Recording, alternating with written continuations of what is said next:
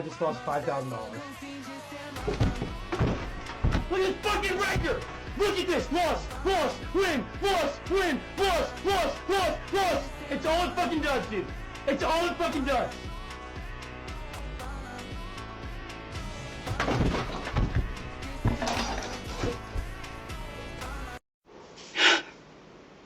I know that I try and be upbeat on these videos and try to inform, but even today I've lost everything I've put down. Every wage. Sorry, I can't even get my words. Every amount that the wages I've got in this job, I've already lost them, and it's not even like 5 days into getting the amount that I needed, and now I don't know what to do because I've got still bills to pay, and it just gets me every time. And I've had so good helpful comments and such, so I've got to try through it, but I'm just here to say it's never easy. Hey, what's going on, guys? This is my first TikTok on this account. It's one of the saddest days of my life. I just lost $15,000 on a sports bet.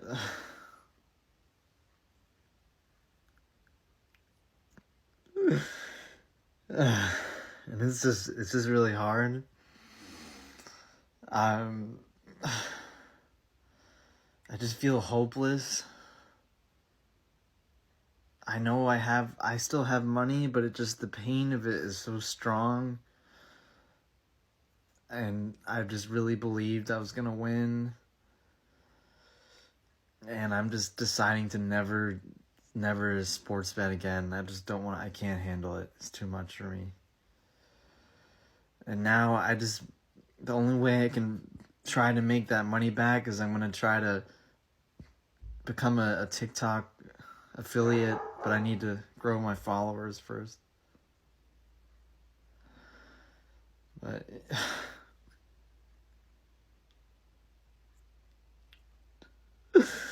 the pain is so bad.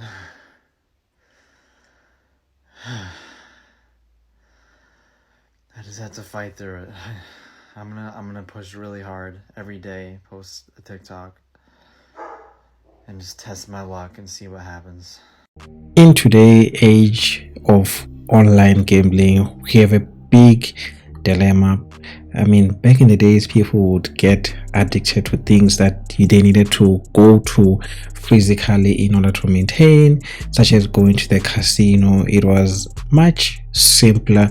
You knew that if you were addicted to gambling, you didn't need to go to the casino, and eventually you'll be able to fight your addiction. But with online gambling, with gambling very easily accessible on the phone, and people online giving very bad advice, some of them actually giving you tips in terms of how to gamble, and the problem is that these are people on commission and they're not doing what's best for you, and whatever that you gamble, they actually get a certain commission. So it's a problem that we're actually seeing now.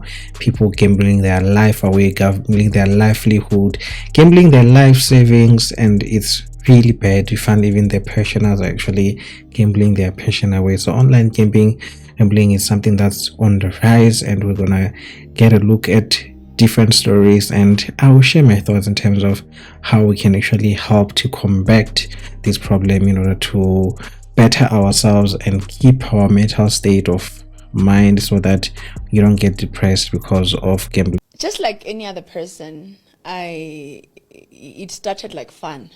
You know, I put 200 rands and I won. How much did you win? I think I won like 3,000 rands. Wow. And then I was like, and that's how it started. And unfortunately with me, I have a very addictive personality. I remember that when I lost 16,000 on a machine, as I was walking out of the casino, somebody said to me, "Hey, I saw you playing, you're a big player. Stop playing machines, you know. Machines are operated. Let me teach you how to play." They showed me American roulette. So I started gambling actually big with American roulette. I was invested in it. Nothing mattered. That's where now I started gambling hard and going hard. I think the biggest one when I started playing roulette, I lost like 30,000 rands in less than an hour. So, just for some of us to understand, you keep on saying the money was there. Where was the money coming from? Oh my God. Yeah, it's my savings. It's money that I worked for. Let me tell you something. There's no demon stronger than the demon that lives inside casinos. I'm still not in talking terms with my aunt. That was like a mother to me. I'm sorry. The only thing that I had not done for casino was sleep with a man. Everything else that you can think of, I've done. It's only that maybe some of the things I can't say, just for my safety but I've done the worst. The only thing I've not done, maybe because I don't like men like that, is but that was the only thing that was left. That's why it made sense when they said Nomi and Ndlovu was a gambler. I said, I've done Bedway, I've done Hollywood. I'll send you receipts. So that I'm not going to send you everything, but just to show them, the receipts that I'm going to show you are the receipts of the last time I gambled. I lost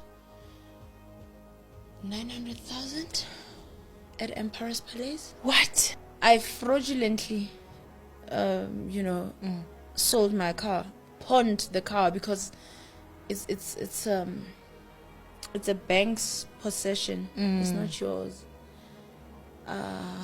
And I don't want to go deep into that because there's still a case. I sold my mom's house fraudulently. Surrounded, alone. The only phone call is from my mom and my dad.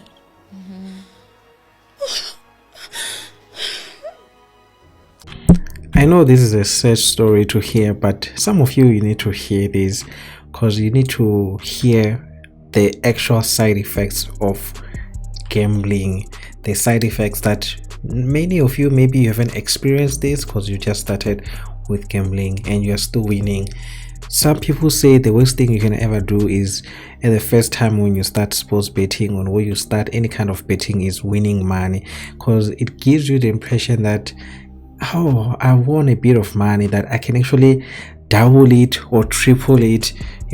You get that impression that, okay, let me put more money. So every time when you win, you actually get encouraged, you get desensitized that I need to keep on adding more and more and more money, and as a result you end up losing so much money. So this is just some of the stories that we're gonna hear about people actually experiencing the consequences of online gambling, and I would encourage everyone to stay away from online gambling or any sort of gambling. I am 57 years old. I've been married for 33 years, and I've never managed our joint financials, but I find myself that was a big mistake on my part, and I need help with trying to figure out how to sort out my finances.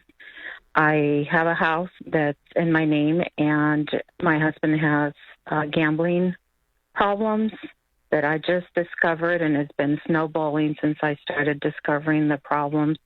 I signed a HELOC not knowing what I actually was signing. So I owe $90,000 of that, and haven't done taxes for 4 years. So I know that at least I owe $10,000 to the IRS on top of everything else I probably owe, because he was taking money of my retirement without my knowledge, and so that's going to come down the pike for me, and I'm just overwhelmed about how to get things.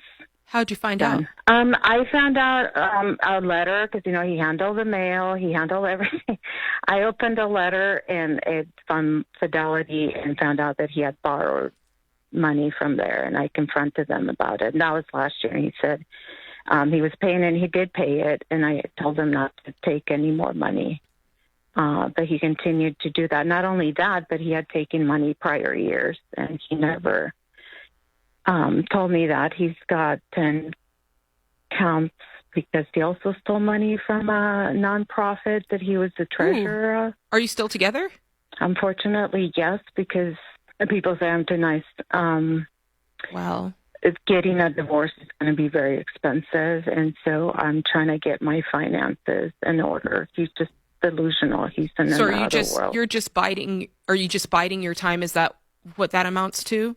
You're trying to get your finances together so that you can get out of this marriage, or are you guys going to counseling to see if you can solve it? Oh, no. We did counseling, and he was not there.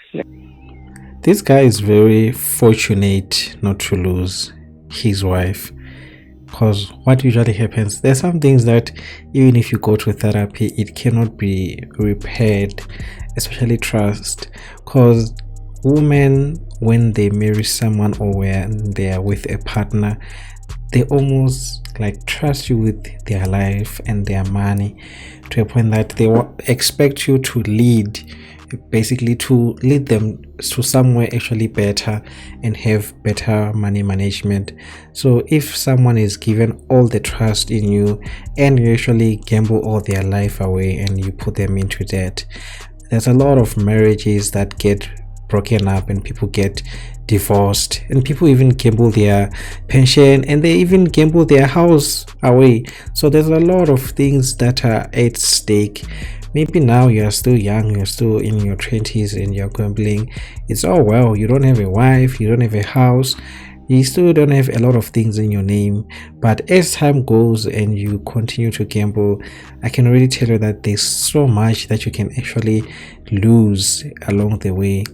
So I still plead with people that you need to stay away from any sort of gambling. It's not good in the long run. The only person who wins is the casino. They are the ones who are always the true winners, and we are always the true losers. Even if we win a bit, but eventually along the way we're gonna lose, especially if you are winning and you don't know when to quit. At 16 I won 64 grand from a 50p bet. It's kind of hard to describe exactly how you feel. You generally do just feel top of the world. I did know it was life-changing at the time to win that amount of money. I just didn't realise what part of my life would be changing. That was basically my gateway into gambling. The closer I got towards being 18, the more I deluded myself that I was actually good at it. Like, let me in, like get me going again, let me use this money, I want to make more and more and more. And then that didn't happen. I lost about 40 grand, and then I've lost a further 80,000 or so over 11 years of addiction. According to Olamera, you have spent 1.1 trillion rand on gambling alone.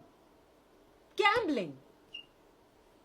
Hi guys, I mustn't say that South Africa does not have money. How do we spend 1.1 trillion on gambling alone in 2024? Surely that's schools and hospitals. This is money coming out of you and me, by the way. This is not government money. This is money coming out of ordinary South Africans to finance one company boss.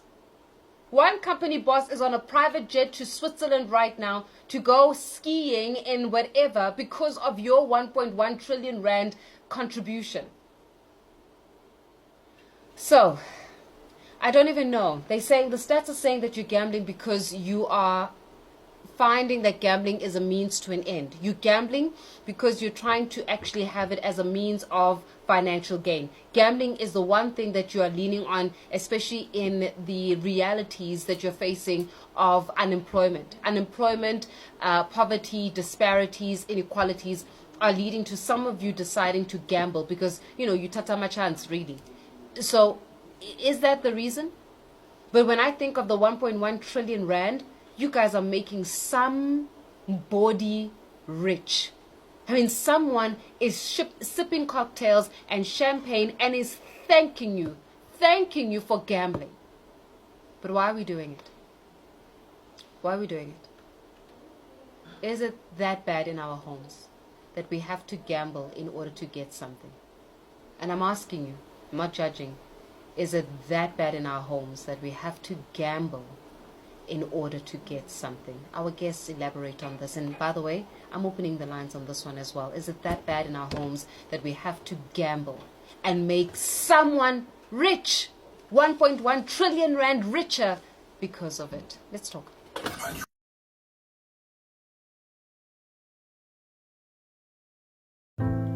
I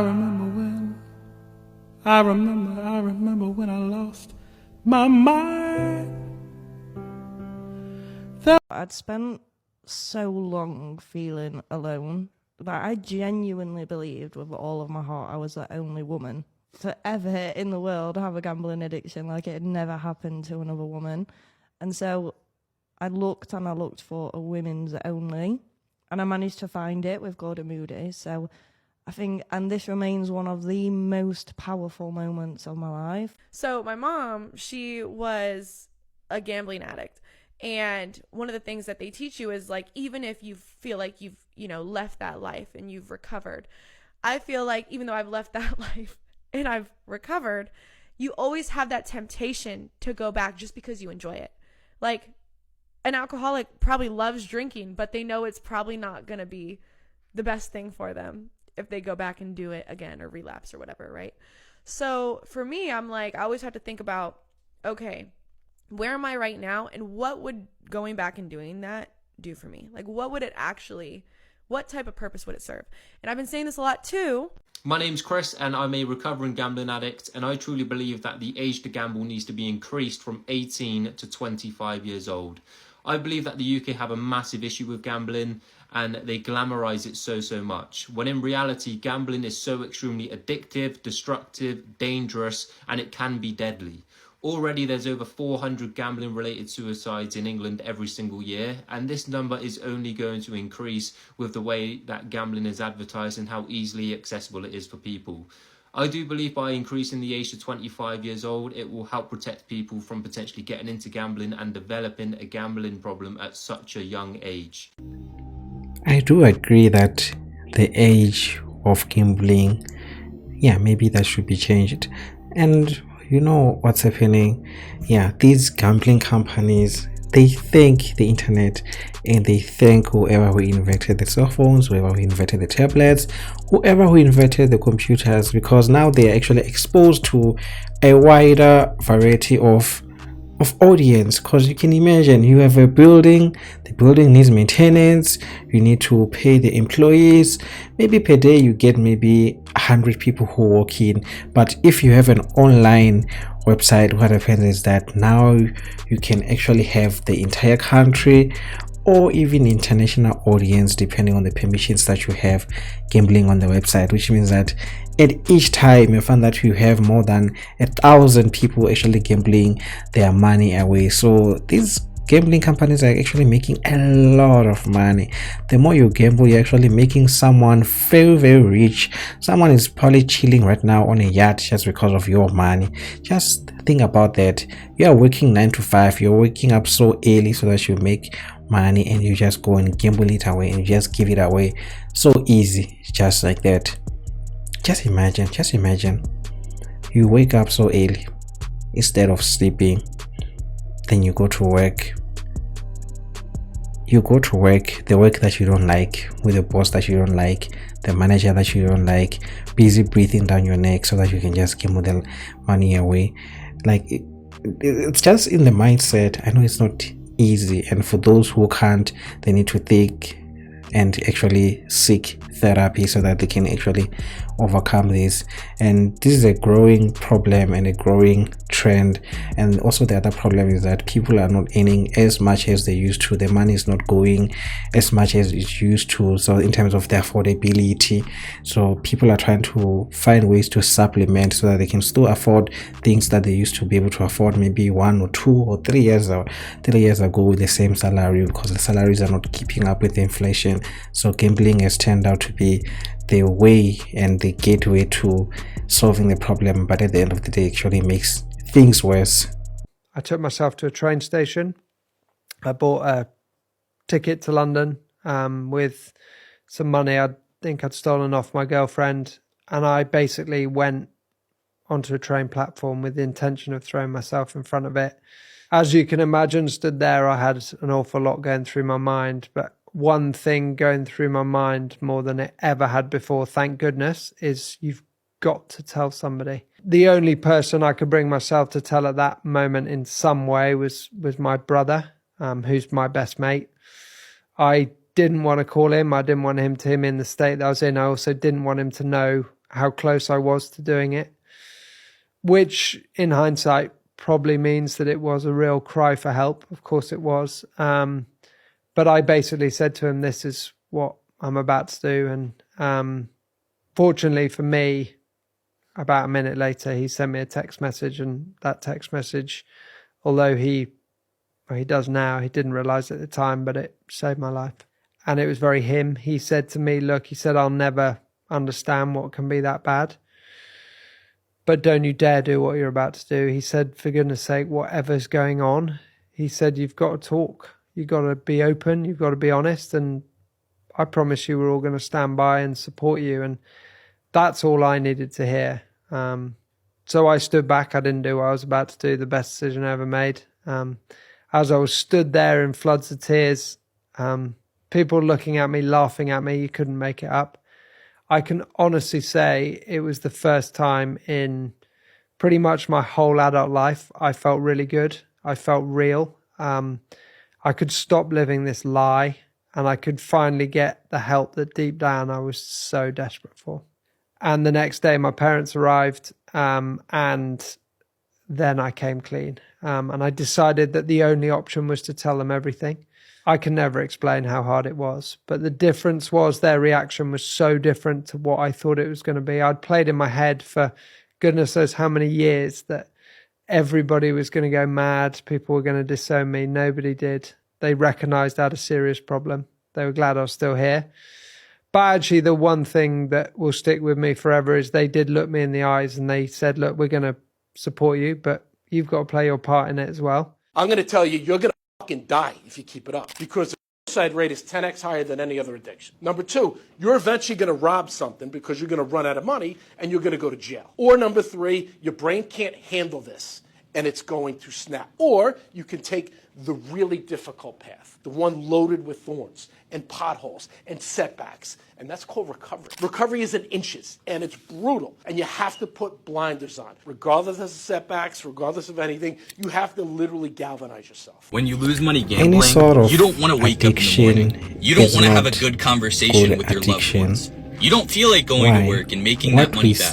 All you're thinking about all day long is placing that next bet so you can get that money that you lost back. And that's what my life's been for the past 4 years. I'm a 20-year-old degenerate gambler who lost over $100,000 with crypto and also sports betting. It's sad to make this video, but at the end of the day, I confessed it and I gave it up. I was sent to Gamblers Anonymous by my dad, and my life completely changed. I talked to 60, 70-year-olds who were gambling their whole entire lives and lost everything. And they actually lose their sense of mind. So gambling is very risky, and I just want everybody to stay away. And I hope that this video has convinced you enough that gambling is not good for everyone, and you need to stay away from this. And I thank you for watching this video, and for those who have subscribed, and I'll see you on the next one, same time, same place. Bye.